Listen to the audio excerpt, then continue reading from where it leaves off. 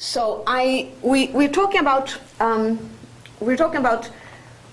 deductive systems in the style of Lambeck, and I'm saying that we need to do some of what Girard calls the bureaucracy of logic. We need to kind of get the stuff, the dots, the I's dotted and the T's crossed. So but actually before that, yesterday I could have defined, I didn't define the internal home like this, and I could have done it. I could say that an internal home object is an object that comes equipped with an arrow called eval for evaluation, and such that any other arrow which has the same sort of typing, then there is a unique arrow from the real object, from the new one to the real object of functions, and such that the composite is the stuff that we started from. But this is very ugly, right? This is kind of as ugly as what I was trying to say yesterday, which is that there's nothing. I think the heart of the matter is that the adjunction is what is doing stuff here, and you can't really get away from it much. But lots of things in mathematics are about how to best present them, and it's always kind of interesting to see the other possibilities that one has for presenting things. So there's another chance for you. But so I wanted to kind of go back and dot the I's and cross the T's in the deductive systems. Yes, go ahead. Can I ask a question about the exponential object? Sure. So, of course you can. Intuitively, an exponential object encodes within the category how many arrows are? No, all the functions. So it's supposed to be. So think about sets again. Yeah. What is it? B to the x. It's all the functions from x to b. Yeah. Right? So it's not just the number of them, but it is a little object that has all of them there. I see. So okay. Right? So if exponential objects exist, is that? It's just like a product thing. That's what this definition is saying. If you want to see it with a little bit more of care, what it's saying is just that if you have an A arrow B such that when you apply to A, you get to B, which is the first part of the definition, right? So it is an object, and we are writing it now like A equals B. It's an object which comes with a function evaluation, and that's the mapping of the evaluation. It is the typing of the evaluation, right? Yeah. I mean, and such that if you have another one that's pretending to be one of these things, so another one that has another evaluation of its own, then there's a map from C to the real guy, such that when I compose, because looking inside again, that's the guy that we don't know exists, but we are postulating exists. And this guy also has a fake evaluation. And here I have to put a product. But this is cheating of the best caliber, because we're just trying to make what we want to say is the adjunction, right? And when you kind of go about proving that this thing has a universal property, you end up with exactly the same thing that we had before. Home A cross B to C, if and only if home A B to C. So you take your pick, whatever kind of feels more comfortable to you. I still think that this the version that goes f of A or f of C D, C, G of D is my favorite. Just because,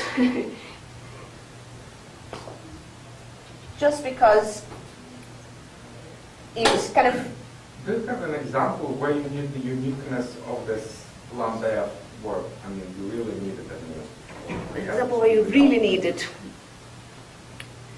I don't know of an example where I really need it, but I do know that to prove that there's the several ways of defining this stuff are actually the same, you do need the uniqueness all the time. So, there's several pages of proofs in MacLean where you go from the definition that use the functors to the definition that use the natural transformations to the definitions that use one functor and one natural transformation and all these things. So the thing that's rather nice about this stuff is that it is extremely symmetric. And hence, when you for instance, when you're trying to prove that the double dual of a vector space is an adjunct to the forgetful functor there, you want to use one of the several different possibilities. So it's this business of, because this stuff is so symmetric, because you can have so many variations on how you say it, you can use a variation that's closer to what you want. But I can't think of any place where you actually desperately need the uniqueness. But on the other hand, I can't think of that many examples either. Because the examples that I want to think about, they are all of this shape, right? That what I want to do is actually have other logics with other deduction theorems. So what I want is it's different kinds of implication, kind of different functor space here that still satisfy the same big adjunction. So, if you want to know more examples along those lines, I have plenty. But, generic examples, I don't have anyone for you right now. I'm sorry. So, is that vaguely good, at least, for your question? That's what we are saying here, nothing more.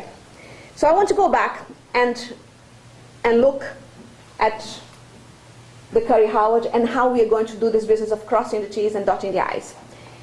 So I'm kind of just using a system that has only identity, implication, and I put a for all there just because I couldn't get rid of it, just because I was copying slides of other people and I couldn't get rid of it. I don't want to do anything with the for all.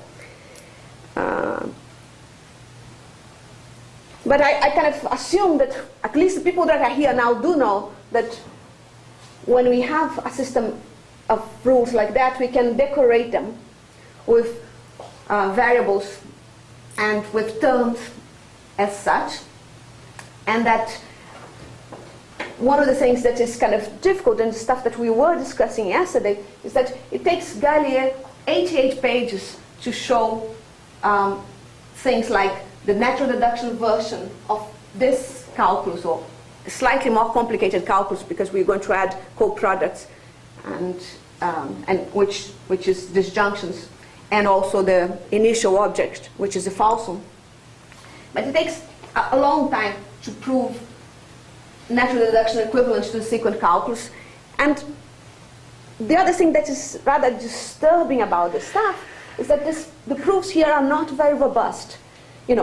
What we like when we have proofs, we like proofs that can be used in different settings, that we can reuse them as much as possible, and we like proofs that are robust, that they don't change because you mess up a little bit of your syntax.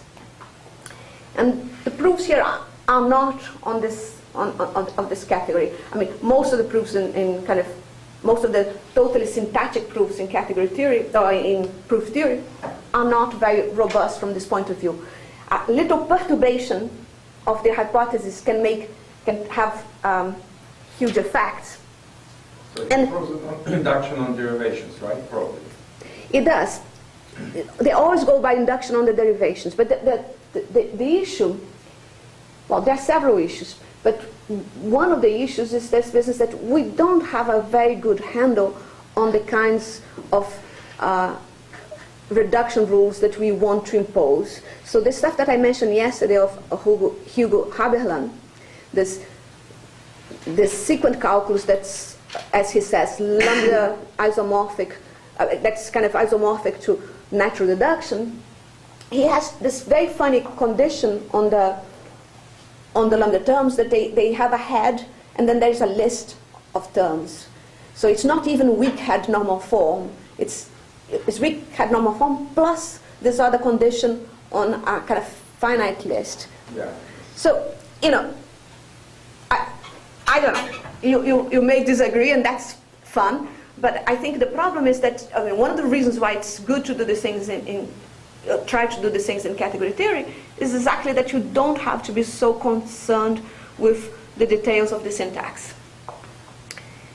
I agree with you. I mean, induction by derivation, you add a new rule, then it means that, you know, the number of cases explodes, and then you have to start from scratch. That's right. It's a real pain. But once you have that natural deduction is equivalent to sequent calculus, then we are in good shape. And you can simply take whatever you think is the easiest version of the sequent calculus. And I'm using that just because, again, I had slides and because it's in my lecture notes from 200 years ago. And you can start decorating it with the morphisms in the category.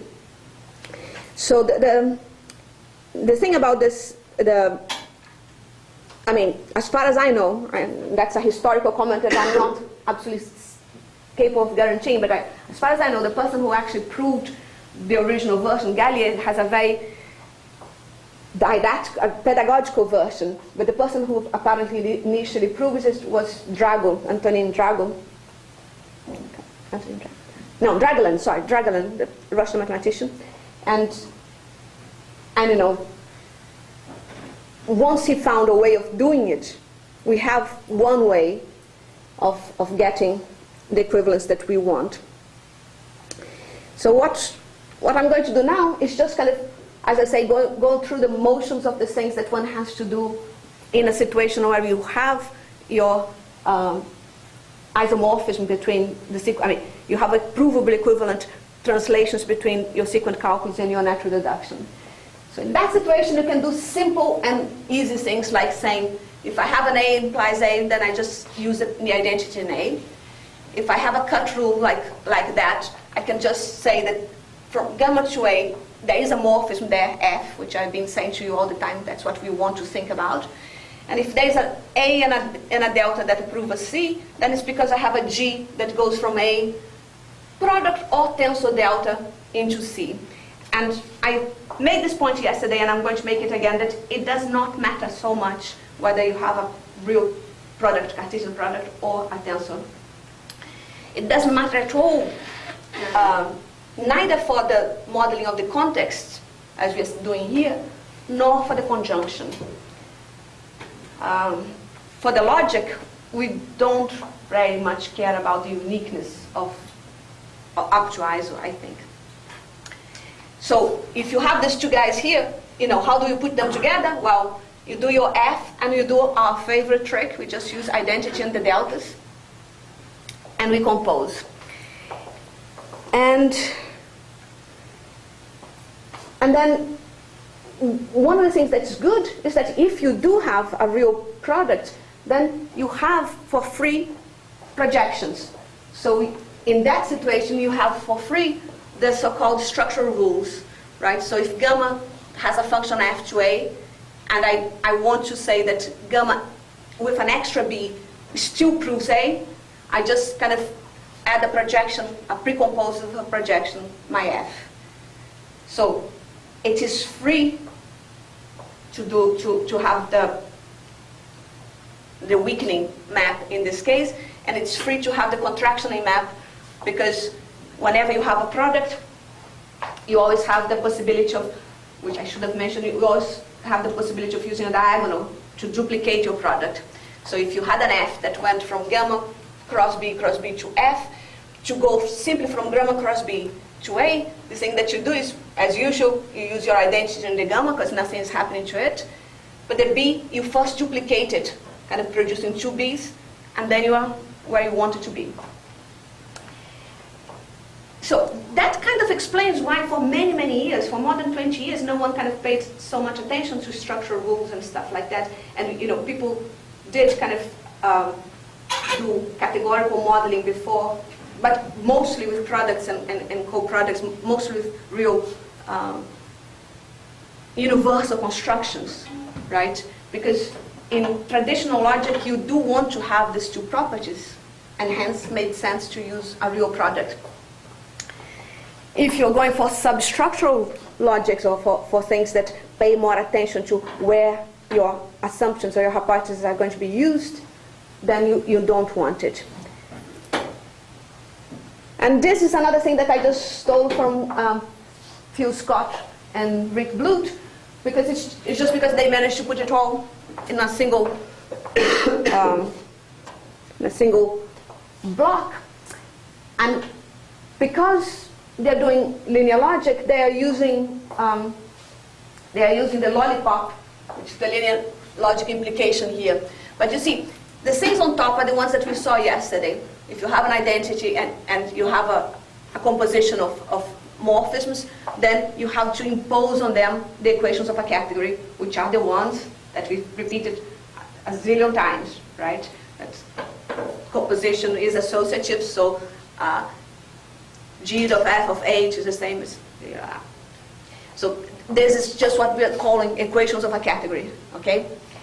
Then we can either choose to have Cartesian products, and then they will come on this format, right? If you prove your A from gamma and you prove your B from gamma, then you put the two functions together to make your product. And you already have, because that's what products do, you already have your projections. Or you can do what I was saying before, that you can use tensor products. But as I was saying yesterday, if you do decide to use tensor products, the only thing you know about them is that it is a functor, and it has to have these three maps that I described yesterday. The associativity of the tensor, the symmetry or commutation of the tensor, and I think they're forgetting one there. They're forgetting they have the symmetry. So normally you do the I cross A, or the other one, A cross I, right to A, but because they have the symmetry, they're probably okay. And so the important thing here, the thing that corresponds to what we had before, is this and that plus the basis of the category, right? And here, be careful, because there's a huge typo that I only noticed this morning when I was checking this out. Can you see what the typo is? I mean, we should have an implication down here, right? I mean, what does evaluation do? We just wrote it down there a minute ago. Evaluation takes a function and an argument, right? So someone forgotten to correct the thing here. And it's been out since 2003. I think we should send a message to Phil saying, forget, you have a problem. I mean, it's not a big problem, but yeah, evaluation goes from A implies B cross A into B. And at the heart of the stuff is our favorite adjunction. So A tensor B proves C, if and only if, except that here I'm just doing it downwards. So I'm just saying, if A tensor B proves C, then A proves B to the C. Oleg, you mentioned this business of the context, right? Because in this case, I'm packing onto this A the whole of the gammas. I'm saying, well, I have... This arrow should be probably a lollipop, right? Because they use the linear implications. That's right. No, this one here... Yeah, and the one that were typo word, right? So it should be A lollipop B cross A, or tensor A, right? Because they don't have the unrestricted.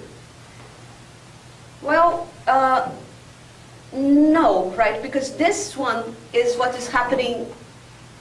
Sorry, depends, right?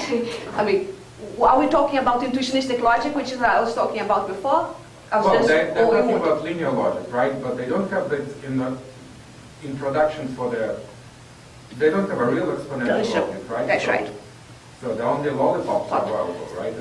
Kind of That's right. But this map here, it has a different character, right? Because it is the morphisms in the category. So the category is linear, then this thing will be an internalized version of the lollipop.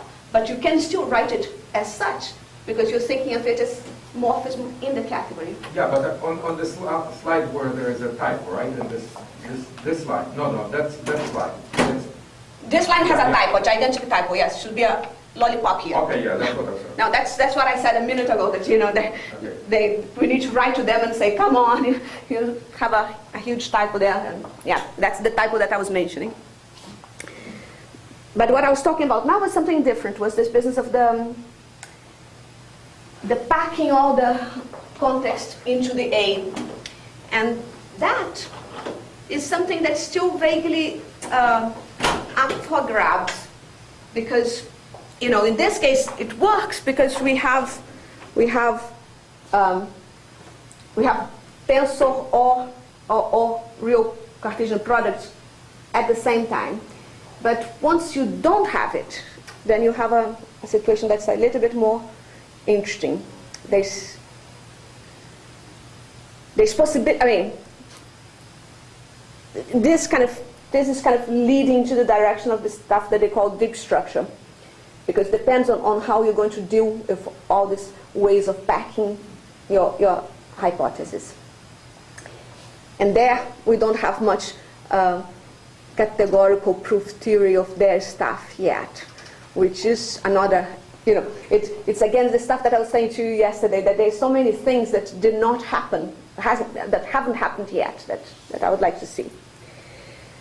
Okay, so now that we've done this stuff, we have a traditional Curry-Howard, and we can do what Girard calls the bureaucracy of logic.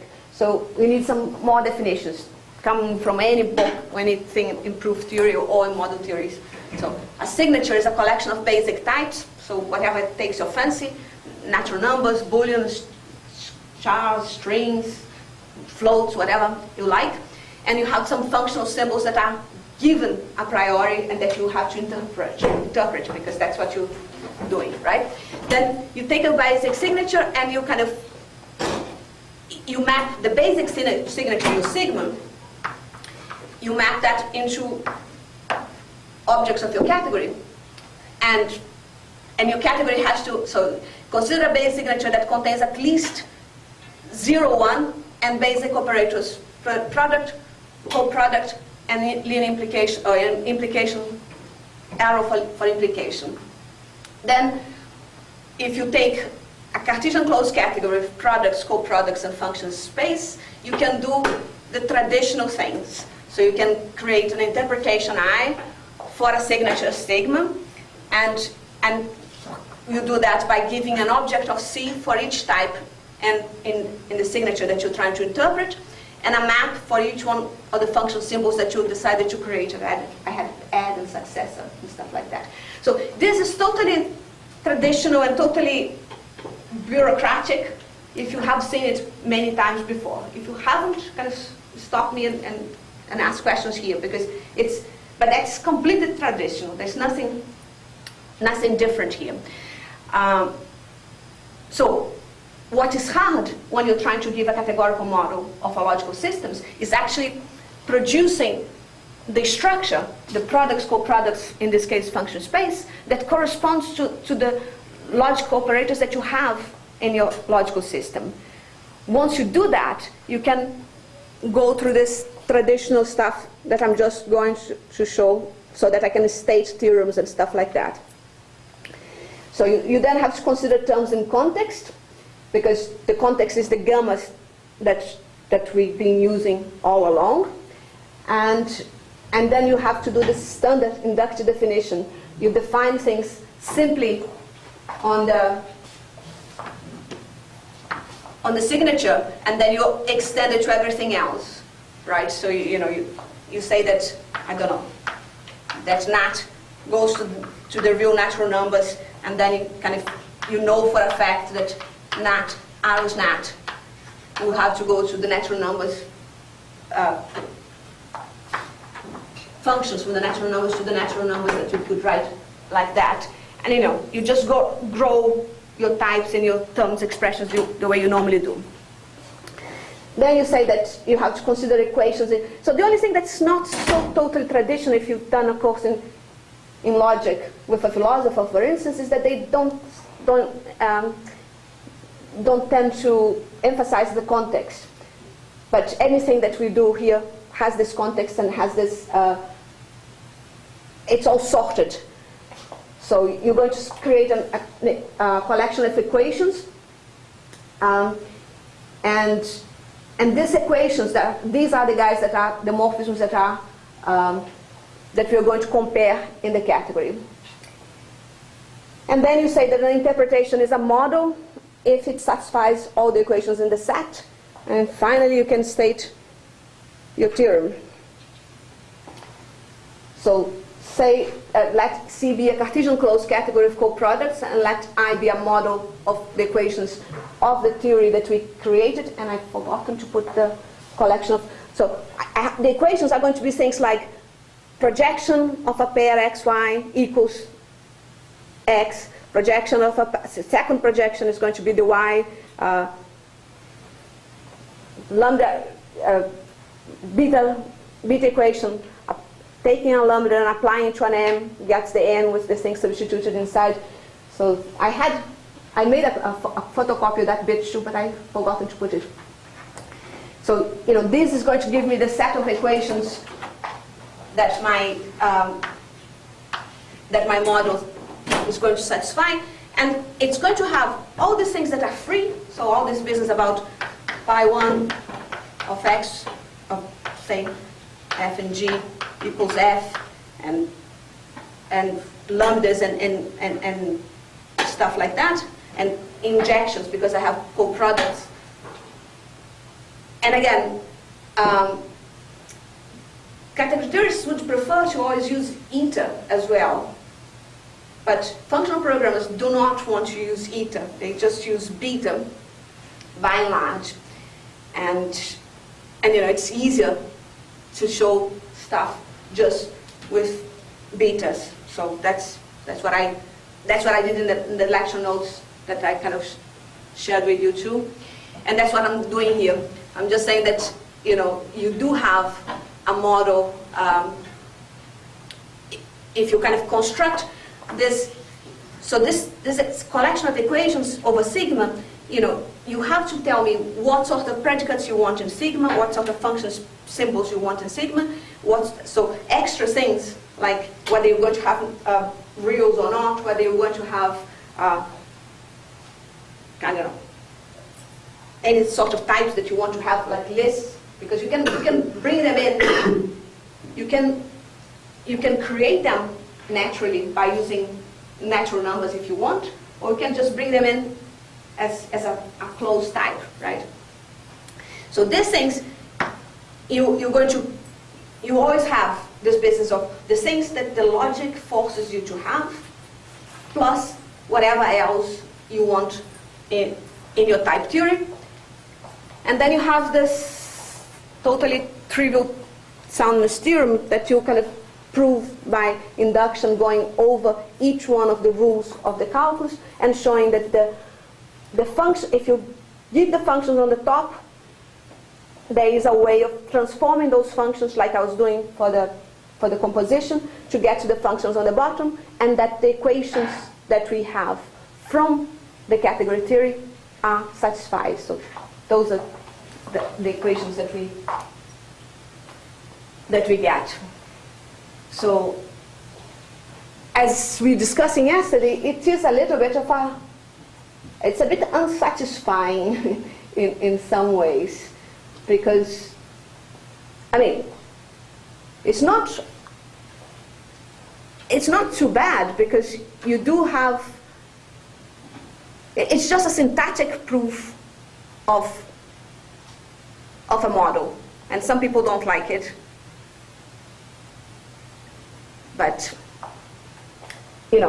nothing's so different from doing a Lindenbaum algebra and quotienting out. It's the same sort of idea. Okay, it's the same sort of idea, but with one dimension extra. That is the business that I said from the beginning.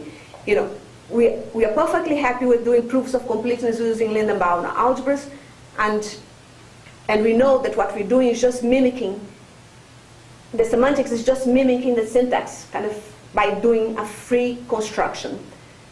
But in this case, because we have the morphisms, we can tell functions apart, we can tell proofs apart, which you can't in a Lindenbaum algebra. I do not know if that's kind of clear to you guys. It's not too deep, but it's not totally obvious either that one could do this business of what we're doing is a construction that's just like a Lindenbaum algebra. You know, you start from the basics of the things that you're modeling, and you just construct the big terms out of the stuff. It's like a huge term model. But because you're using category theory, and because you're not looking inside of our objects, and because between any two objects you can have a whole collection of morphisms, you have this ability to distinguish proofs, which, as far as I know, you can't do it in any other style of modeling. So if you do that, you can do other trivial and traditional things in proof theory, say kind of deciding that to call a pair, which is a signature and a collection of equations, an algebraic theory, and you normally do this business of writing that a term m is equal to a term n if gamma proves that m is equal to n on the theory T, if this equality here is derivable from the equations that we started from the equations in equation sigma, and using the rules that I did not give you, but are the trivial ones for simply type lambda calculus. And then, you know, the completeness just comes from the fact that you can do it for all signatures, so long as so long as you have inside the theories the things that are forced on you by the logic itself, then you're okay. And you can then state this. For all signature sigma, there exists a Cartesian closed category with coproducts and an interpretation of the calculus in this category such that if terms T and S are derivable, then T and S are interpreted as the same morphism only if the equation T equals S is provable from the equations in the theory that we started from using typed equational logic. So this is not as trivial as I'm making it out right now for at least two reasons. One reason is this business that we can start doing computations using equational logic in things that you normally cannot use equational logic for. And the second thing is that this equality here, you know, we're talking about terms, right? So you have the obvious equality of terms, that's syntactic equality, completely syntactic equality. Then you have alpha equality, things that are exactly the same, except that you rename the variables. Then you have beta equality, things that are the same if they can convert up to beta. Then you have eta equality, and you have all the other possibilities in the middle. So all the stuff that you can do with lambda calculus. You can add explicit substitutions, you can do bone trees, you can do head normal form, you can do this trick that I just mentioned that Haberland does, that I don't understand exactly how it works, but you know, there's an awful lot of leeway for this equality here to for something to put in this equality. And then is where I'm saying that category theory gives you a little bit of a handle, because it gives you some criteria under which that equality makes more sense or less sense. And yeah, I should have kind of provided a better example of that, but I haven't. So there's some things, I just want to kind of finish off a little bit on the stuff that I was saying yesterday, that is things that I thought would have happened in the last 16 years and haven't not. And this is Phil Wadler in his invited talk this year. So that's his take on how good the career how it has proved to be. And yeah, I have a couple of problems with that, because I totally see and agree that Gensen and Church, natural deduction and type lambda calculus, that is okay. We've done it. There's check mark there. And I'm pretty sure that you can say the same about system F and polymorphic lambda calculus. Check that too. Now, modal logic to monads and status and exceptions, that's not a check. That's not a check at all. I mean, there is one particular version of modal logic, S4, that corresponds to exceptions and stuff like that. It's not the whole of modal logic by no stretch of imagination. It's just one very particular case. There's an awful lot in modal logic that we could try to mimic on the side of the type theory, and there's an awful lot of type theory that we could see what they correspond in the logic side. And over here, the situation is not much better either. Classical, intuitionistic, embedded, continuation, parsing style. There's dozens and dozens of paper nowadays on the variations that we have on the notion of continuation, and making sure that different kinds of continuations, kind of linear continuations, bounded continuations, the limited continuations, there's collections and collections of attempts to make sure that this thing here works. And yeah, I don't think we can claim success on this one. And even the Hindley and Milner types, I think it's still vaguely up for grabs, because like over here on the other the class that Shalom was teaching, there's all this business of intersection types and subtyping and stuff like that, programmers are perfectly happy with their notion of subtypes, and the modeling, well, the modeling leaves a bit to be desired. It's not quite there yet. So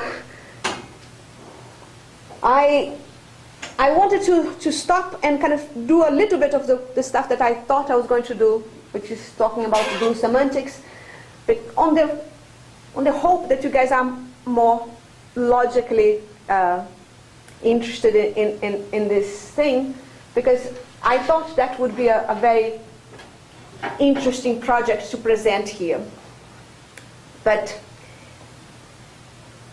And also because it kind of clarifies a little bit some of the stuff that I was talking about before. So lots of people know that linear logic has some connections to linguistics, but lots of people do not understand what it has to do. I mean, that it actually comes into very different directions. So glue semantics is a theory of the syntax-semantics interface, and it uses linear logic for meaning composition. So the main idea here, at least as a linear logician speaking, is that you have two separate logics when you're doing semantic interpretation of sentences. You have the logic of the meanings, which is, where you want your meanings to live. So, for instance, if you think you need to have generalized quantifiers and intentionality and stuff like that, you might want some higher order logic there.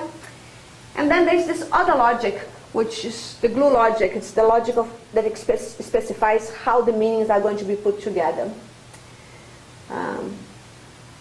And as I'm saying, in principle, glue can use any of the several grammar formalisms and any of the mainstream semantics. But in practice, it started with LFG, the lexicofunctional grammar, and with a vanilla Montague-style logic for meanings.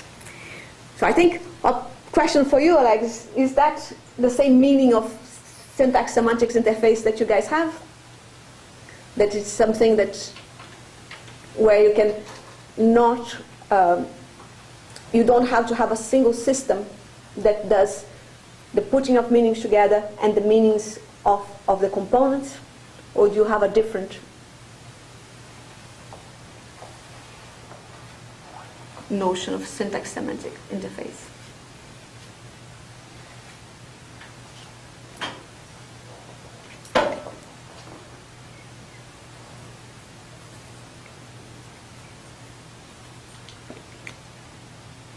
Is it the same meaning or not? Well, it even kind of depends on the meaning. So some of them, they want to go directly into a model without any logical formulas, right? So.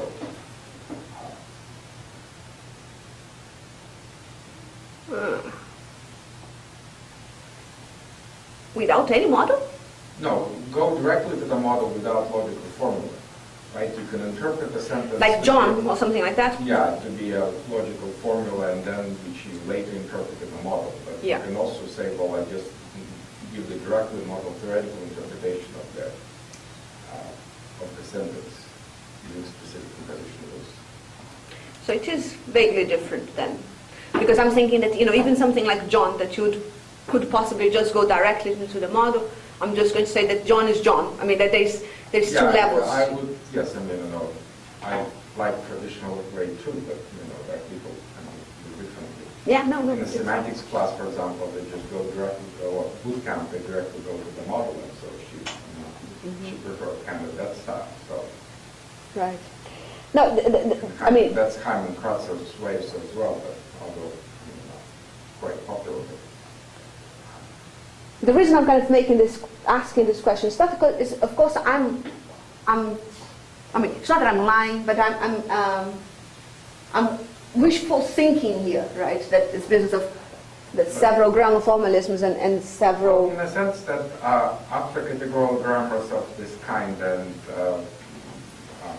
Karl Pollard's convergent grammars, they're also kind of,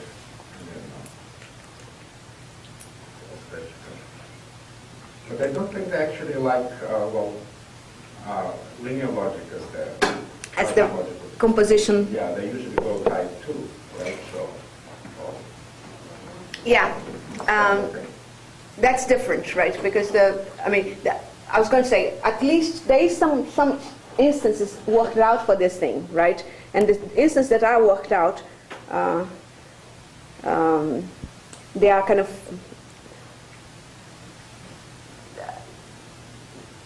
apart from LFG, there is some version that Jake did with HPSG and some.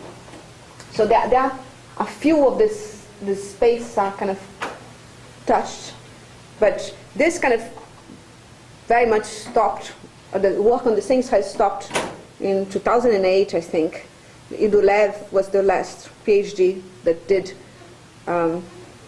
this kind of stuff in Stanford. And I don't know, Michi.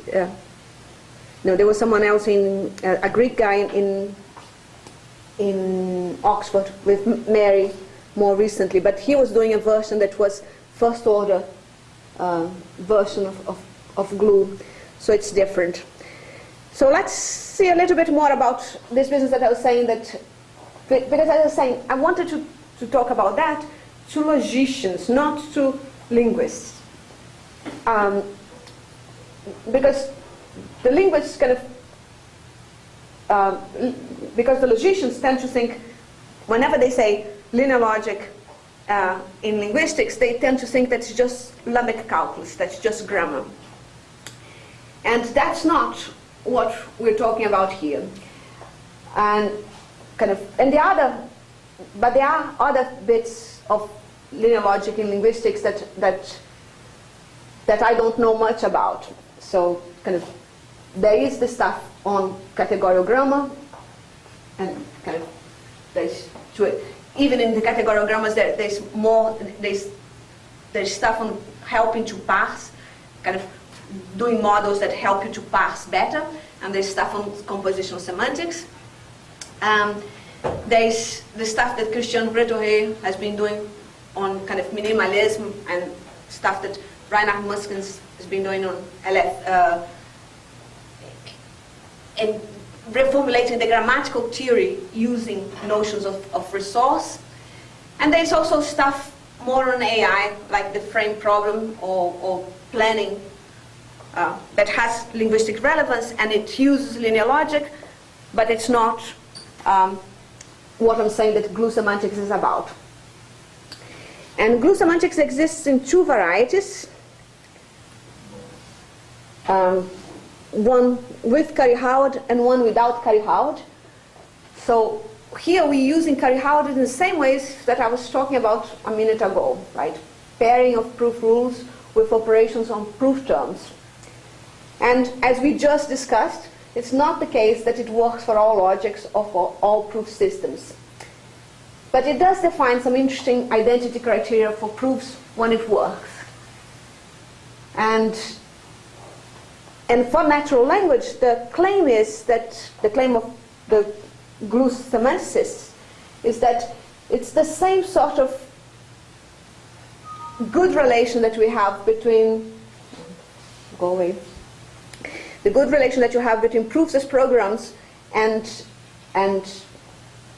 so the proofs as programs applied to the glue semantics will give you the same good relationship between logic and type theory that we have for normal Curry-Howard. That's the hope, is that that would help with better semantic construction in natural language. But that's the hope of linguists. I really do not want to talk to you about being a linguist. This is just an example of how it works. And you see, the point of giving this example here is just that as a logical system, this is very different. So, you know, it doesn't work very much like a logical system. Some of it here is just the grammar playing in, right? The sentence here was just John saw Fred. And what you're trying to do is you're trying to separate the grammar way that the meanings are put together from the meanings themselves. And so, and you're going to do both of them using logic, right? So you're going to create new constituents that we just write as funny variables, and you're going to do one derivation to show that the constituents really form a sentence, and then you're going to see if the way these constituents are put together, the terms that you're using for them are going to be interpretations in this other language, which is the language of meanings. So, you see, it's a double-sided logical system. Normally, when you write things like one does in type theory, things like M is a term of type A arrows B, you know, you tend to think of that as this is the logic, this is the term, and these two things are kind of connected by the Curry-Howard, and hence, you know, they are one and the same. Now, here, we're going to have something that, you know, will construct a lovely tree for us and stuff like that, but one bit of the trees is going to be how they are put together to make the sentence. So that's doing the grammar for you. But the other bit is actually what you intend to have as meaning of that component. So in that case, the meaning of John will be John, the meaning of Fred will be Fred, and the meaning of saw will be a predicate, either in first order logic or in higher order logic, kind of a true predicate. So that's so, you know, it's a different version of Curry-Howard, right? Because, you know,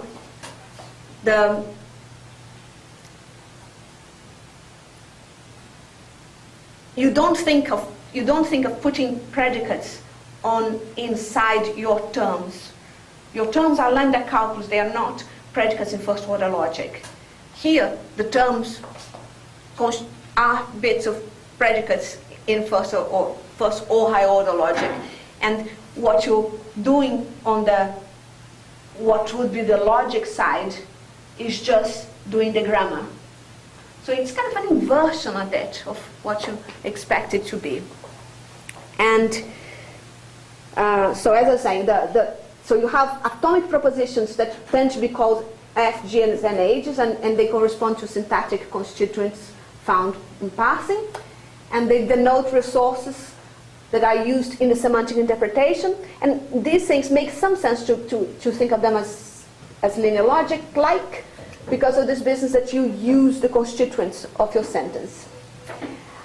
And the meaning terms, they are going to be just expressions in some chosen meaning language. And as I was saying, here the saw is just a predicate, but you could use, you could use something like a description logic if you wanted, or you could use, you could go for whatever sort of meaning language you want. And what we are saying is that, the language that puts the two things together needs to support abstraction and application. But apart from that, nothing else needs to happen. So, in some ways, it's just using the lambda calculus as the glue. It's just that it's a linear lambda calculus that you're using for gluing things together. So, one example of a derivation with the meanings is, so what's difficult when you're trying to do something called like glue semantics is to find, to make sure that when you have your sentence, to make sure that you know which are the lexical premises. Because in this case here, it's easy, you only have the sentence, the sentence that you just saw, John saw Fred. And, you think of the F as being, this is a sentence. I've got to the end. I got a sentence. So, you take the John and the Fred and you apply them inside the predicate C. So you take the predicate C will have this type that picks H's and picks G's and produces F, which is the fact that something is a sentence. So you apply this to H and you get G implies F, and you apply it to Fred and you get the whole thing is a sentence. That's exactly what I'm saying here. So you're applying in both levels, right? You kind of, on the level of the formulas, you're doing a totally trivial linear logic derivation. On the level of the predicates, you're just using the fact that lambda y, lambda x, c, y, x, you can apply, if H is Fred, you kind of just substitute that lambda y by the Fred and get it inside it and apply it again to get the whole thing without any variables. Yes, go ahead. Please do. So, I understand the current how it well. Yeah. By a very simple example. So, Yes. having identity is the proof for A implies A. Yes. And Yes. I see how this corresponds to A modifier? no. So the type of identity is also A implies A. So then I see how proofs could be interpreted as the term and the type as the formula. Yes. But now, if we want to use the same very simple example and look at category theory, what would the lambda exponent x correspond to, and what will A implies A? Well, that's kind of what we're talking about, kind of bit early on, that, the existence in a natural deduction of an assumption A means that we actually kind of interpreting this by the identity on the on the formula A.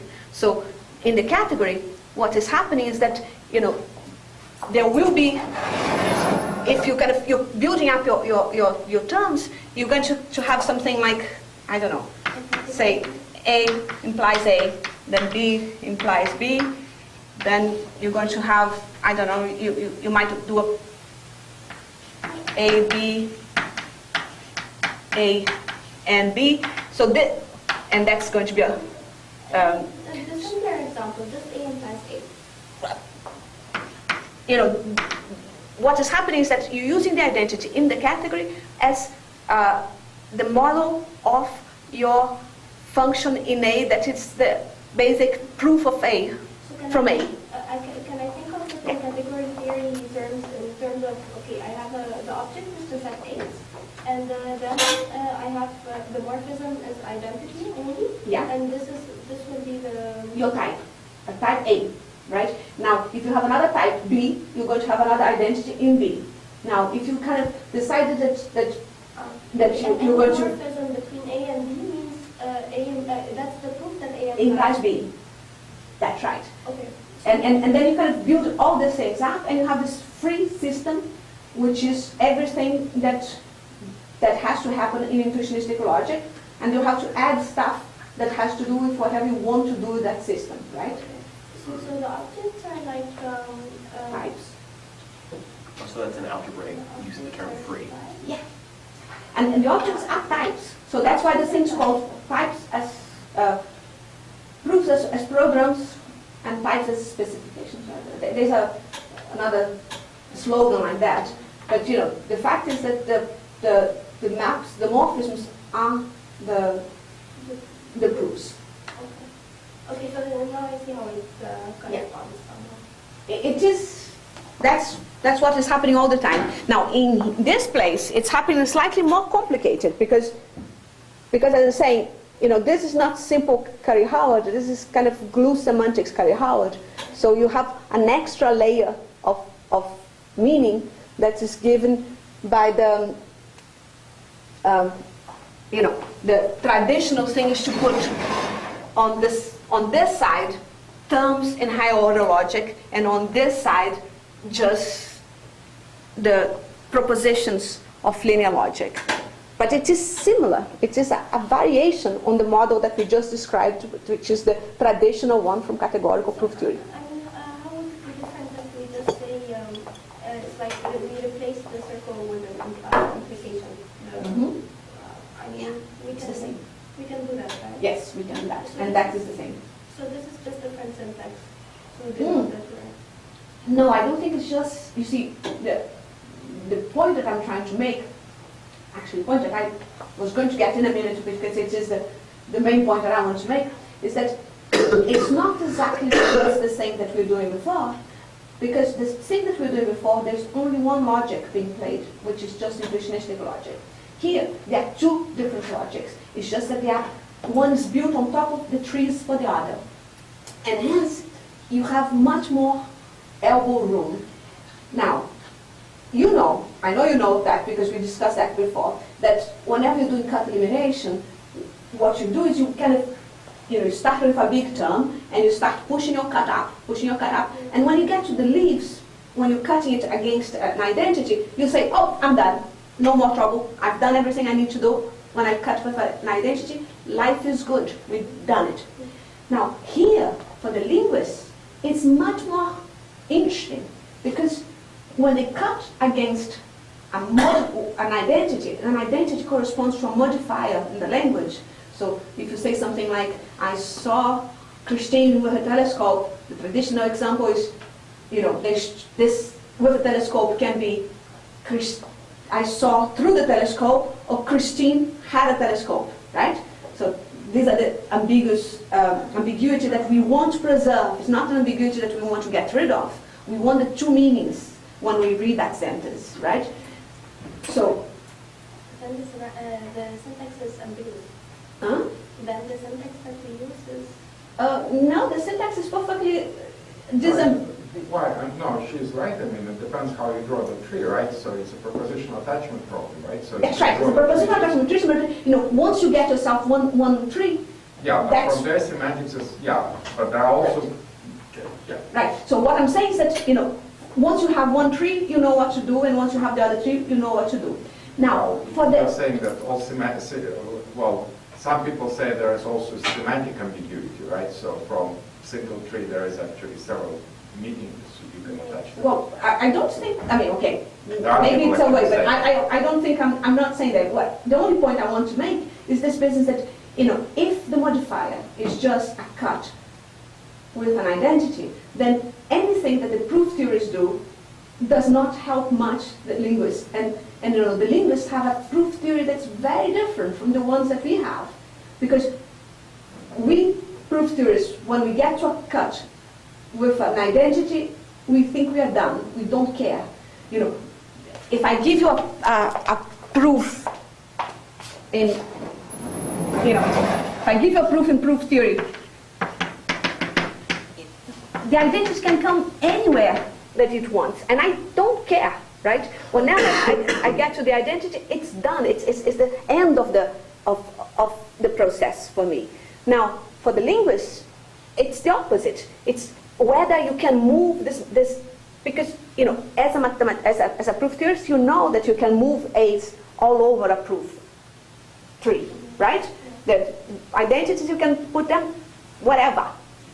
So the thing that the linguists have to do is to discover how many times, where you can put those cuts. So basically what you're saying is that if I say a sentence in one context and I say it in another context, it could mean that... It's not, there's two sentences in the same context, right? If I say I saw a student with a telescope, there's no context change in that. It's the same context. There are two realities that it corresponds to. We don't write sentences, we write lambda terms, so... Right. So their semantics is not ambiguous, I hope. If we write a specific term, then the semantics of this term should not be... That's right, you're right. Then it's completely unambiguous once you kind of wrote your stuff. But what I'm saying is that, for the linguist, the interesting thing is given a basic tree, in which place you can put your cuts with identity. Because these cuts with identity can only come in certain places. They cannot come all over your tree. But the ones where you can put are the modifiers. And as a linguist, you actually want to keep all these possibilities in your hands. So you can't do the trick of saying, like other proof theorists, that you don't care about different proofs of the same theorem. Because at least in this particular way of looking at things, whether you put your cut with identity on the top or on the bottom of the tree are the two meanings that you want to have both. It's kind of, as I say, I'm having a very parochial view on this, right? I'm not being a linguist at all. I'm being a proof theorist. And I'm saying that, it is one of those cases where the application... What you're saying is that in type theoretical grammars, right? Yes. So the proof, the derivation is that grammatical parse that you give. And of course, Yes. the meaning of the sentence could be true, but, it means all true sentences are not equivalent, because that's what, the true is that, or the proof itself is the sentence itself. And it might have that, value true. All true sentences, they're proofs of the same proposition, true. Right? But of course they're different because they're different sentences. They have totally different meanings, right? But that's not what I'm saying. I'm saying something different. I'm saying that, once you buy into this idea that kind of doing sentences by derivation, so this parsing as deduction thing, that, that once you buy into this idea, then you actually need to know all the proofs of the same theorem at the end. Yeah, So, yes. And moreover, not only you have to worry yourself about proofs, but you also have to worry about proofs that no proof theorist will help you with. Because if you come to any proof theorist and say to them, I want to know how many places you can insert a cut with an identity, they're going to say, are you crazy? Why would you do that? No? What? I'm confused. So the sentences correspond to to the proofs.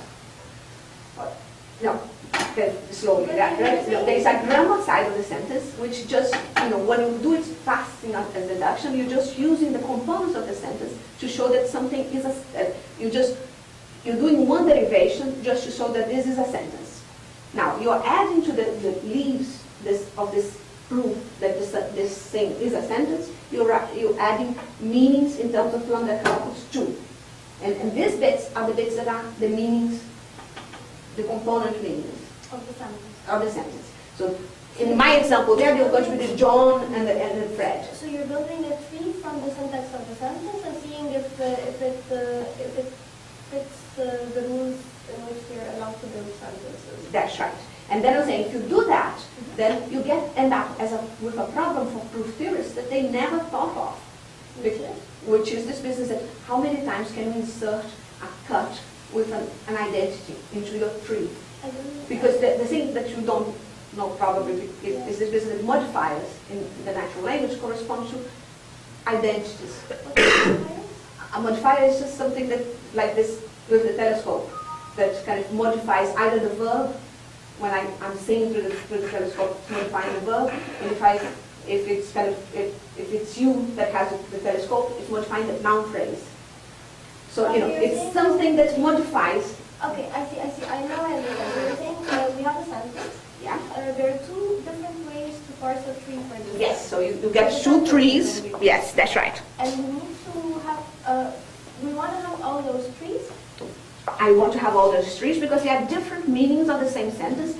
Both meanings are sensible meanings. I want to have, lots of times when you have several meanings, you want to just keep one and throw all the rest away. Yeah. Right? But in certain cases, we actually want to keep all of them because they're all good meanings, like this one. Okay, and now And then what I'm saying is that, if you're doing that, you end up with a problem for proof theorists that they wouldn't think of But at all. why cut it all then? Don't cut anything. Make the huge tree without cutting. Then it's not a sentence anymore, right? If you put the with telescope in both places, it will stop. I don't know. That's not what I mean. The insertion is not a trivial problem, and that is what, that's why I think that this is an interesting problem for a logician, not for, I do not know how much. So far, all the work that's been done on that has been done by the linguists, but for the logicians is an interesting, go ahead, please ask. Sure, so I'm from a computer perspective, so I'll imagine this as we have some function that's evaluating what's the semantics of my sentence at the root. So it's traversing through the tree, and it's saying, I take my constituents at the bottom and I do some transformation. Yes. And then so this is saying that all those nodes in that tree that we want to add in some semantic variety. Right, yeah. We have a transformation A to A, and if it knows something about the structure of A, then it's not fully polymorphic. It can do something interesting to it. It can transform our semantics a little bit, and then we get some other sentence out, or other meaning. These are all points of flexibility. That's what the guys, the guys who did this work that I'm trying to describe, John Lumping and Vinit Gupta, they call it the thing that I find fascinating is that it is proof theory, but not of the way we know it, right? Because what they call it the skeletons and modifiers proofs. So their problem is kind of you give them a collection of trees that corresponds to grammatical description of sentences, and they want to find what is the skeleton of the proof, the one that doesn't have any modifiers put in yet, and then they want to show how many places can you put those modifiers and still have a proper sentence with the kind of either the same meaning or slightly different, or the different meanings that the sentence has. Can you add a modifier that doesn't change the meaning at all? I think the modifiers always change the meaning, but the problem is that they can modify it in different ways. So for instance, the other example that I have in the slides is this business of an alleged criminal from London. So alleged might modify the criminal, so you don't know if the guy is a criminal or not, or it might modify from London, so you don't know if he's from London or not, or you can modify both of them. So, the problem for the proof theorists in this case is to find algorithms that kind of do this business of finding all the possibilities that are grammatically correct and give you interesting meanings. And yeah, kind of if you think about it as just a proof theoretical problem, it's very much not what it's a bit like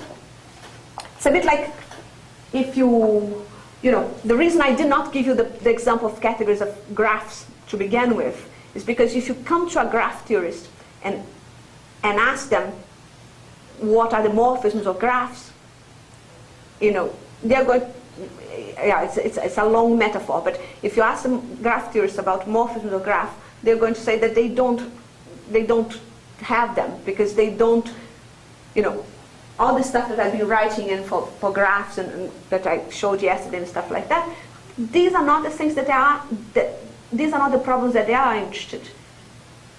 So, you know, the same way proof theorists are not interested in inserting fake identities in proofs, right? Proof theorists are interested in finding proofs and normalizing proofs and simplifying proofs, simplifying trees. You won't find a proof theorist that wants to insert things to make it more complicated. And particularly not an identity, because they're going to say, but that's stupid. An identity doesn't change anything. And if you kind of look at that now from the point of view of the linguist, that's exactly what they want to do. Introduce an identity that, because the meaning of this identity is much more interesting for them than it is for the proof theorist. So they don't insert the identity, I mean, what do you mean by insert identity? Insert where? Oh, okay. Try again. Let me try again. The thing is, each modifier, every time, any place that whenever the modifier attaches to a different part of the tree, it gives you a new meaning, right? So that's the business that we're talking about. With the telescope could be on the top of the tree or on the lower bit of the tree. So if you want to discover all the possible meanings that bare tree had, you have to know all the places where you can attach it. So it gets much more exciting for the linguists in things like when you have complicated quantifiers, things like everyone saw someone and stuff like that, because then you have all those other possibilities that you know, some of them make sense and some don't make sense. So the famous Abraham Lincoln thing about you can deceive everyone for some time, you can deceive some people all the time, but you can't deceive everyone all the time. All the things that are complicated interactions of quantifiers, you know, if we can do them in this this kind of framework, they will correspond to this idea that you have some bare trees that are kind of basic proofs, and that you're actually plugging into this bare trees some version of a modifier somewhere. Okay, so we're not changing the allowed structure for sentences. We're not changing the trees. We're just changing the meaning, yes. Well, so we're saying that the trees now are themselves ambiguous. well, I don't know. I mean, when you say I saw Christian in the telescope and I look at the tree that comes from that, Yeah. what do you think? So the tree just parses the sentence. Yeah, but it has, on the nose, it has some meaning bits attached, right? So Yeah. when I read it out, I have a meaning associated to that tree. Yeah. And that's what I'm And we saying. want to have several meanings. Yes. So we want the tree to be ambiguous. I want the tree to cover all the ambiguous meanings that it has before, Exactly. like that the sentence had. Okay, yes, so we want it, so the sentence is like ambiguous, we want the tree as well to be ambiguous. The sentence is, yeah. I saw Christine looking through the telescope. And so the ambiguity is whether she was looking through it or looking through it, I saw it. As well, yeah. It's kind of, I mean, I know, I guess the confusion that if ambiguity is syntactical like propositional attachment, that the tree per se is not ambiguous, they're simply two different trees, Yes. right? Because You're right, you read right. the sentence from the leaves of the tree, from the Yeah. fringe, right? But Correct. the tree structure, you So don't say different the trees tree there. structure. One has the same on top, Yeah, the so other there has is two different trees that have the same readout, right? Yes, So that's what correct, correct. That's what I'm trying to say. Different parses. And Yeah. once you build a tree, then it's the meaning is, you know, It's given, well, isn't at it? least on this theory is unambiguous, right? Mhm. So I guess what you're saying, well, you have the same readout, how many trees you can get with the same readout? Yes. And and that, and that can be seen as a proof theoretical problem. That's what I'm saying, that I think, you might not find it exciting, but I find it exciting because I think, so lots of times I have lots of difficulty convincing people that they should think about proofs as opposed to just whether things are true or false. And so, in this case, if you can do all your meanings by looking at these different ways of structuring your trees, then you do have a reason why you need to know not only if the thing is a sentence, but all the possible ways in which it is a sentence. I mean, there are infinitely many proofs for. Okay, I'm not sure if that applies to. There are many proofs for the same proposition. I mean, infinitely many, right? Because I can always add extra arguments that I'm not using. So. No, I don't think that's it, because what I'm thinking is that, the thing that we're given to begin with, the sentence, it looks perfectly final to me. It's not. Yeah. I mean, if we follow a specific rule or specific rules for forming the proof, constructing the proof, then maybe we will only be able to construct so many. But you can rewrite a line in the proof, can't you? I'm not talking about this. I'm just saying that, okay, and I'm assuming that the proof looks like a lambda term. It does, yeah. And I can always... But actually, I think of it as a tree, right? But it is a lambda term, because, it's just that it is a lambda term that comes out of the tree. It doesn't matter. But I mean, the thing is, I can always add, what is it called, eta expansions? Yes. And get infinitely many lambda terms. Absolutely. So but that's not going to help the linguist, is it? It's not going to help them, but I'm saying then you will have infinitely many trees. Yeah, and I don't want that. I don't like the ambiguity of this stuff, right? I want to kind of capture all the proper meanings that exist there, and nothing else. I don't want to have lots of things that are just rubbish floating around. Okay, so you want exactly, not all possible proofs, but one proof for every possible meaning. Yes, exactly one proof. Yes, that's what I want. I'm sorry. Sometimes I'm not very good at explaining myself. But that's exactly the point. And the thing that I find it exciting is this business that it is a repurposing of the technology that we invented in proof theory for things like theorem proving, for something that's very different. But then you run into the difficulty of...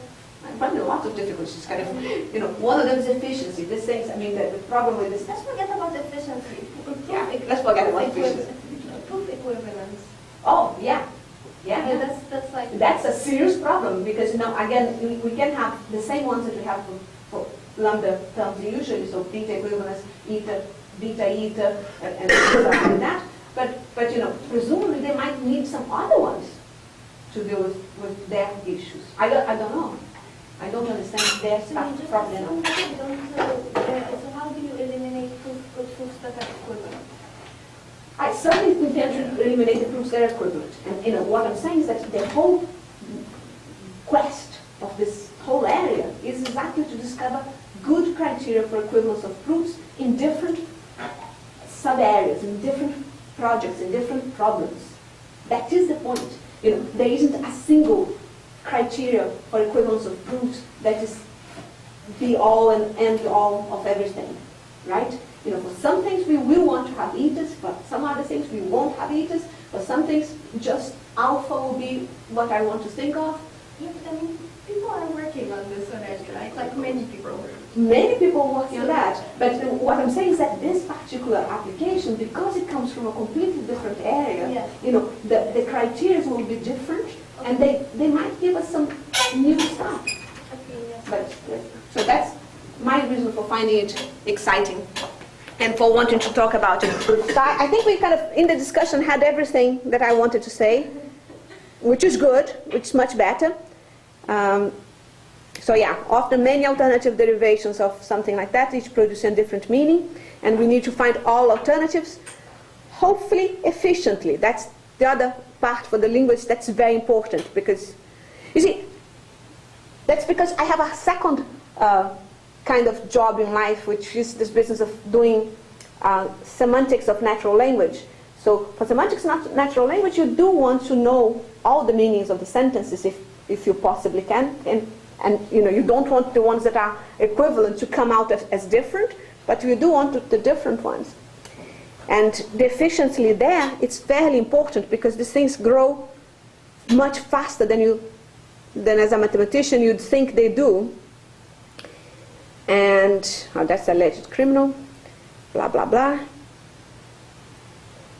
That's one of the interesting things apparently, that the Curry-Howard version of the glue is good for understanding the derivations, but what's difficult for the linguists is to understand how to break the sentence down in the premises. So maybe you do want both versions of it around, and that's the skeleton and the business of where the modifiers can go.